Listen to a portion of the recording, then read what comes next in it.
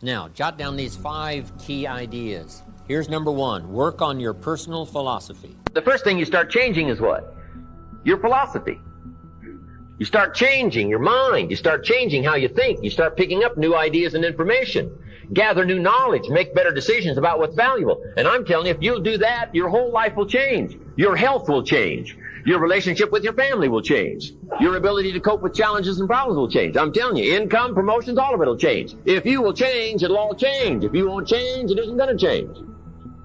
You can keep your fingers crossed if you want to and hope they'll straighten it out. You can wish for the wind not to blow quite as severe, but I'm telling you, wishing for the wind to change in your favor, we call naive at best. Don't do this any longer. Wish for a better wind. The key is to wish for the wisdom to set a better sail. Utilize whatever wind it blows to take you wherever you want to go. That is the philosophy I picked up at age 25, and it revolutionized my whole life. My mentor said, Mr. Rohn, you've been working 6 years. How are you doing? I said, not very well. He said, I suggest you not do that anymore. He said, couldn't we go over the last 6 years and find out where your errors in judgment were? And couldn't we correct those and invest that correction in the next 6 years? I said, I guess we could. That's how I went from pennies to fortune. Incredible. Only humans can do this. See, if you were a tree, you'd be stuck. Right? If you used up all the nourishment around you, couldn't move, then you would die. But that's not true. So, however much you want to change, that's up to you. But see, if there's a class and you don't take it, and a skill and you don't learn it, and a discipline and you don't try it, and if there's a possibility and you don't explore it, then who are we going to blame? Nobody but yourself. You know, we put some of the valuable things on the high shelf, so you can't get to them until you qualify. If you want the things on the higher shelf, you got to stand on the book you read. Every book you read, you get to stand a little higher so you can get the things on the higher shelf. Become a good reader. All of the successful people I know and work with around the world, they're all good readers. Curiosity drives them to read. They got to know. They just read. Did you know there's books on how to be stronger, more decisive, be a speaker, be a leader, have a better effect on other people, develop your personality? Did you know there's books on that? And people don't read them? How would you explain that? And they can read. Did you know that hundreds of successful people have written their stories in books and they wrote down how they did it and people don't read it? How would you explain that? The guy's busy, I guess. You know, you get tied up. The guy says, well, yeah, you work where I work, but the time you struggle home, it's late. You got to eat a bite of supper, watch a little TV, get to bed. You can't sit up half the night reading. And the guy's behind on his car payment. Good worker, hard worker, sincere. But you got to be better than sincere and work hard. Otherwise, at the end of your life, you'll wind up cold, stony broke. You got to be better than a good worker. You got to be a good reader.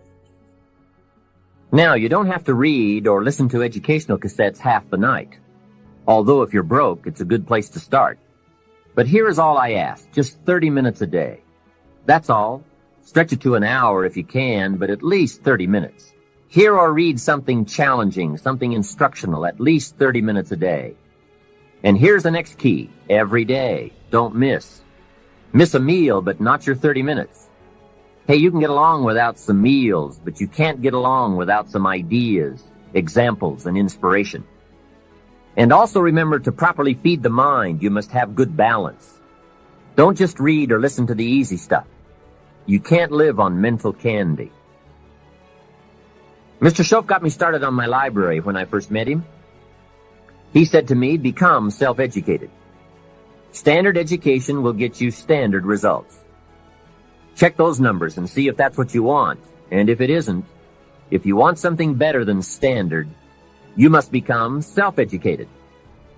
Shoaff recommended a couple of books in particular to get me started.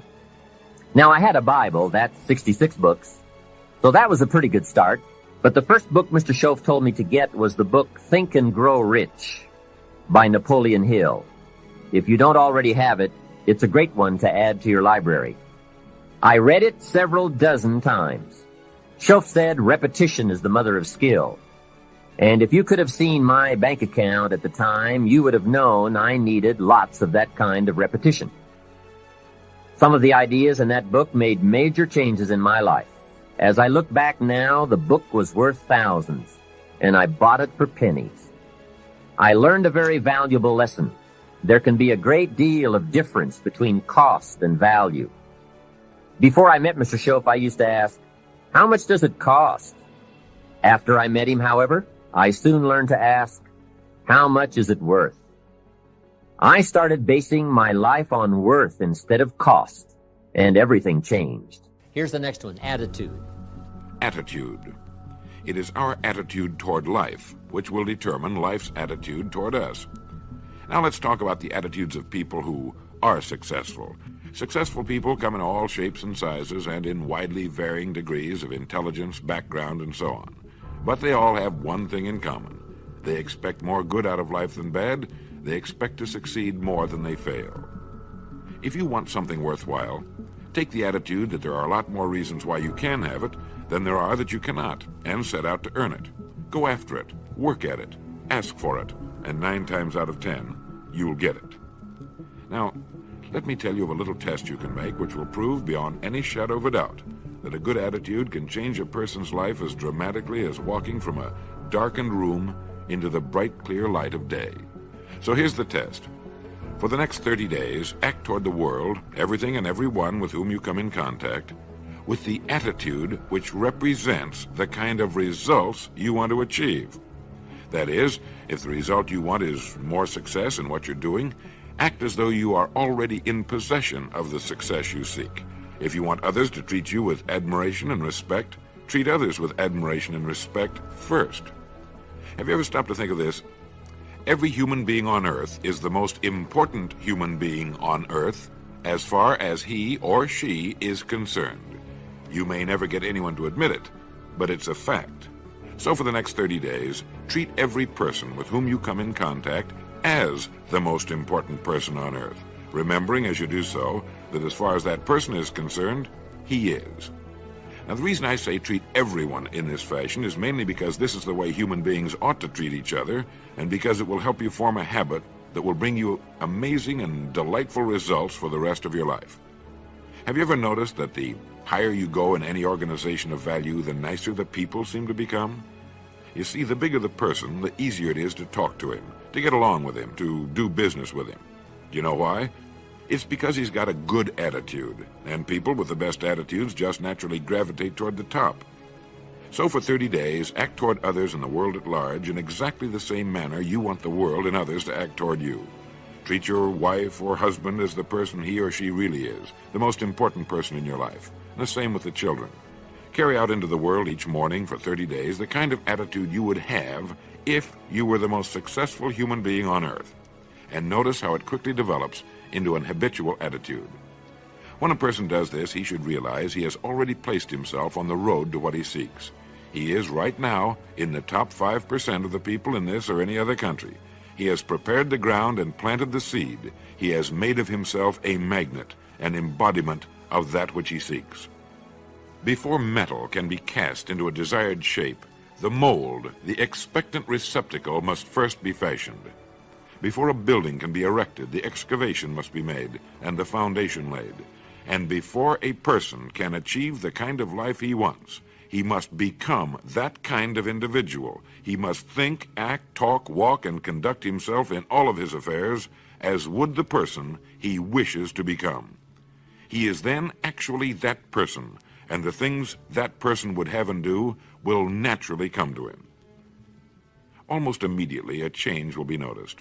Irritations that used to frustrate and annoy disappear. When some less informed individual gives you a bad time, stay on the track. When someone cuts in front of you with his car or acts in any other manner that shows his ignorance and lack of courtesy, don't permit yourself to drop to his level. Pity him, for that's what he really deserves. That's the very group a person doesn't want to belong to. And if he acts like them, well, let's face it, he belongs with them. There's nothing in the world that men, women, and children want and need more than the feeling that they're important, that they're needed and respected, They will give their love, their affection, their respect, and their business to the person who fills this need. So the magic word is attitude. And in summing up, a few points to keep in mind. 1. It is our attitude at the beginning of a task which, more than anything else, will affect its successful outcome. 2. It is our attitude toward life which determines life's attitude toward us. 3. We are interdependent. It is impossible to succeed without others, and it is our attitude toward others which will determine their attitude toward us. 4. Before a person can achieve the kind of life he wants, he must become that kind of individual. He must think, act, talk, walk, and conduct himself in all of his affairs as would the person he wishes to become. 5. The higher you go in any organization of value, the better will be the attitudes you'll find. 6. Your mind can hold only one thought at a time, and since there's nothing at all to be gained by being negative, be positive. 7. The deepest craving of human beings is to be needed, to feel important, to be appreciated. Give it to them, and they'll return it to you. 8. Look for the best in new ideas. As someone said, I've never met a person I couldn't learn something from. 9. Don't waste valuable time broadcasting personal problems. It probably won't help you. It cannot help others. 10. Don't talk about your health unless it's good. 11. Radiate the attitude of well-being, of confidence, of a person who knows where he's going. This will inspire those around you, and you'll find good things will begin happening to you. And 12, lastly, for the next 30 days, treat everyone with whom you come in contact as the most important person on earth. If you'll do this for 30 days, you'll do it for the rest of your life. Now here's the third of the 5 ideas, number 3, and it's called lifestyle. Because the essence of life is not a Ferrari or a bank account. It's not $1 million. Here's the essence of life. Learning to live a good life. Don't just learn how to earn, learn how to live. Mr. Shove taught me lifestyle in those early days, starting with small amounts. He said, imagine that you're getting your shoes shined, and the shoe shine boy has done a fabulous job. So you pay him for the shine. Now you can...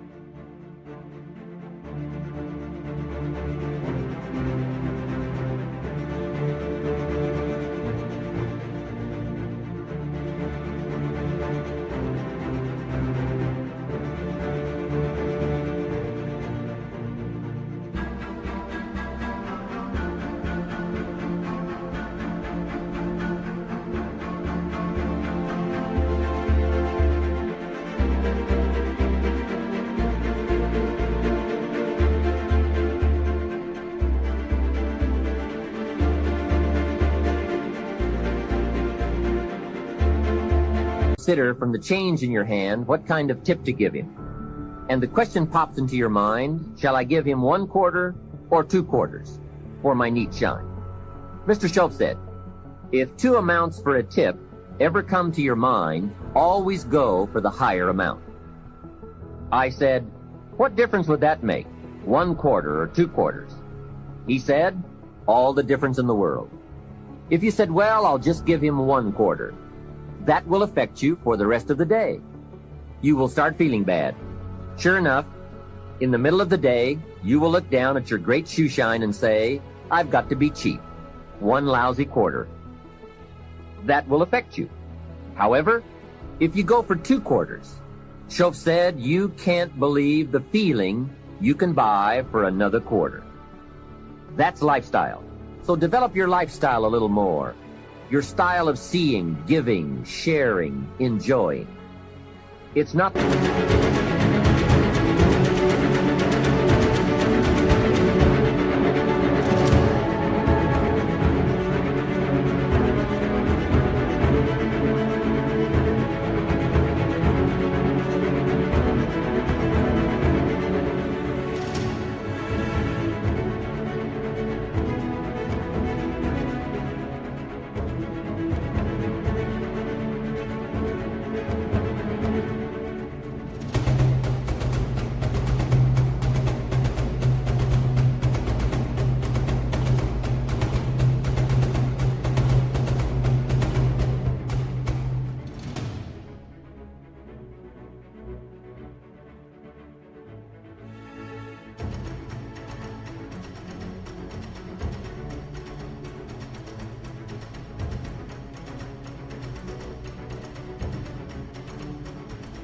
the amount that counts, but the experience of choosing to live with style. I remember saying to Mr. Schoaf one time, if I had more money, I would be happy. And he gave me some of the better words of wisdom when he said to me, Mr. Rohn, the key to happiness is not more. Happiness is an art to be studied and practiced. He said, more money will only make you more of what you already are. If you're inclined to be unhappy, if you get a lot of money, you will be miserable. More money will only make you more. More money will only amplify.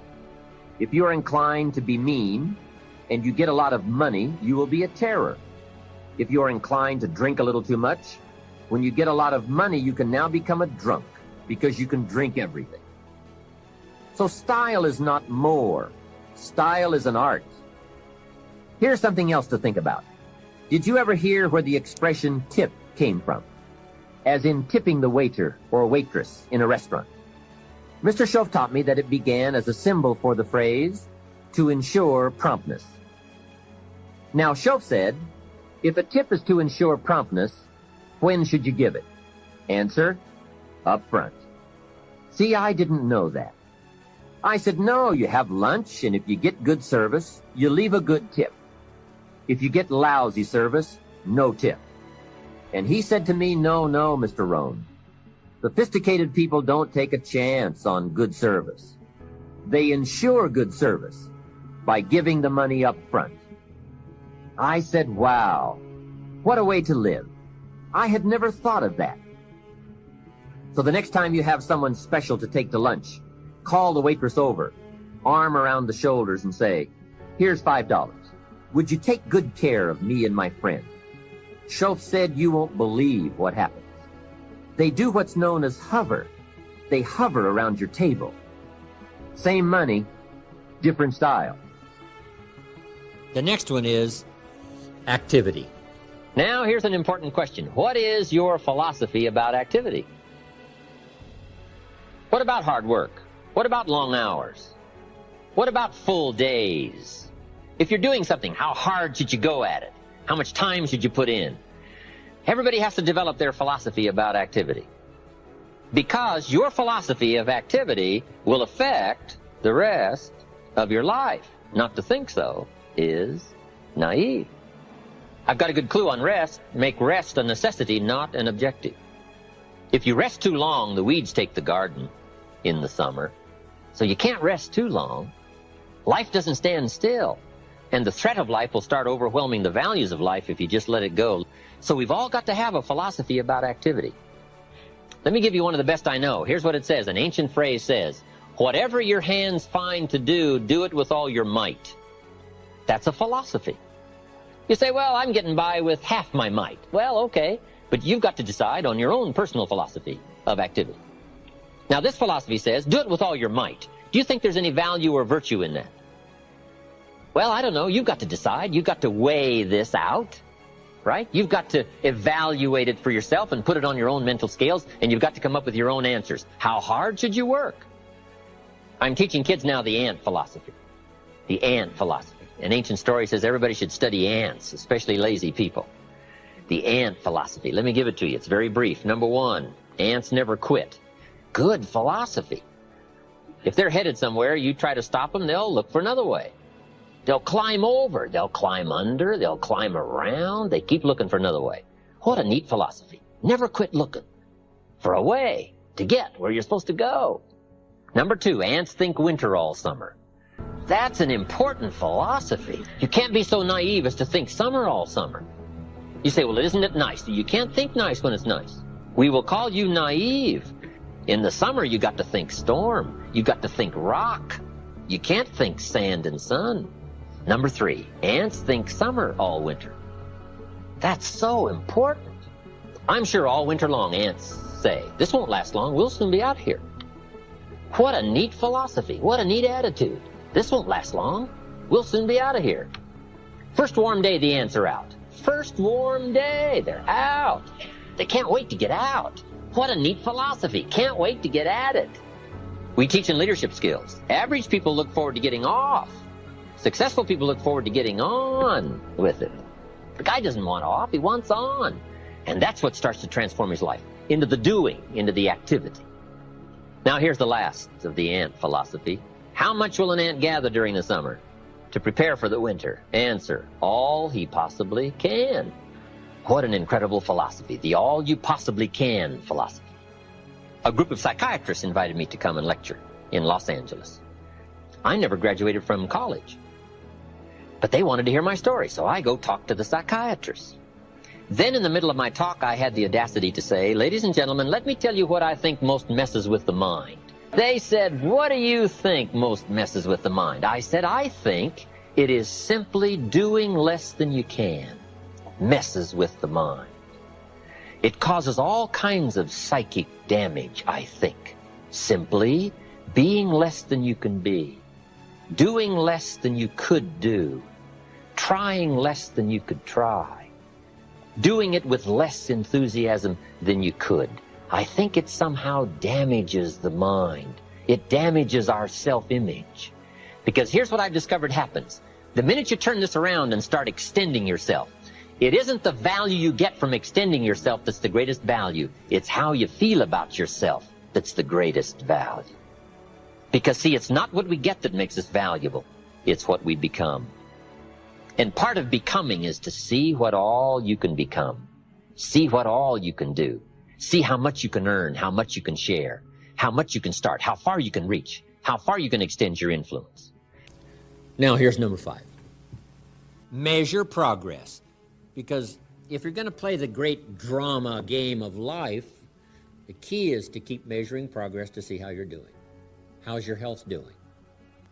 How's your income doing? How are your investments doing? If you're building a house, how is it coming along? What's going on? Measuring progress. That's what we call the name of the game. Here's how we teach it to our children. You must make measurable progress in reasonable time. Now, we must be